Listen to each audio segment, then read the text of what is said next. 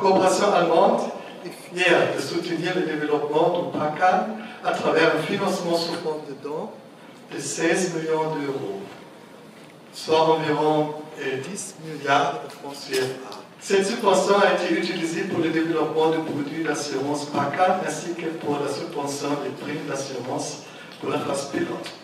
La BEAD utilise également la subvention de la KfW pour subventionner un contrat d'assurance paramétrique en son nom qui va permettre en cas de catastrophe de couvrir le remboursement de la dette pour les pays sur une certaine période donnée.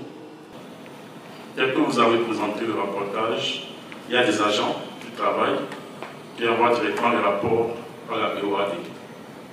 Mais dans le processus, les pays bénéficiaires, je n'ai pas vu à quelle étape est-ce que les pays regardent le rapport. Dans quelle étape.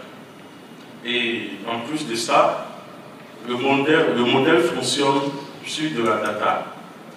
C'est des données telles que j'ai vues, c'est les données de l'OMS, FAO, NASA. Voilà. Et comment est-ce qu'on fait pour qu'au niveau national, et il va falloir que nous fassions la dissémination de cet outil. Donc, au niveau du groupe thématique, où on va inviter tous les partenaires, le responsable de la Banque mondiale est déjà là à assister à ça, mais peut-être à ses collaborateurs, type technique, avec lesquels nous allons travailler pour faire disséminer ce qui... Au niveau du pays, est-ce que ça n'envoie pas d'autres messages dans un contexte d'asymétrie d'information, en ce sens que je comprends bien que voilà, ça permet un principe pour ce très spécifique d'être assuré, mais pour des pays qui ont ce type d'événements qui se passent, est-ce que ça ne pourrait pas créer des difficultés pour les autres qui pourraient venir, en ce sens que le marché pourrait exiger à chaque fois que vous partez, il faut qu'il y ait un anticipement de cette chose. Encore une fois, je pense que c'est un produit qui est extrêmement intéressant. Le Bénin a des besoins assez énormes et ces genres de produits sont les bienvenus. C'est sûr que les prêts contingents sont toujours très beaux sur le papier. Comme il a dit, sans subvention, la mise en œuvre, c'est toujours très compliqué parce qu'il y a la définition des critères et des triggers et même le choix des agents. La question qui se pose et qui pour nous est intéressante avec la BOAD et ce que vous faites avec les pays, c'est comment faire en sorte que dans la communauté de partenaires au développement, lorsque un pays dit « nous avons une catastrophe », que l'information ne soit pas sectaire ou juste le partenaire, mais que tout le monde sache effectivement qu'il y a une catastrophe et que nous travaillons sur la même matière en termes de contenu de l'information et qu'on ne paye pas la même facture deux fois. En deux mots, s'il y a une sécheresse et que vous utilisez la méthode des risques paramétriques, vous arrivez à quantifier le coût et donc renoncer à des remboursements d'échéances qui sont payés par vous.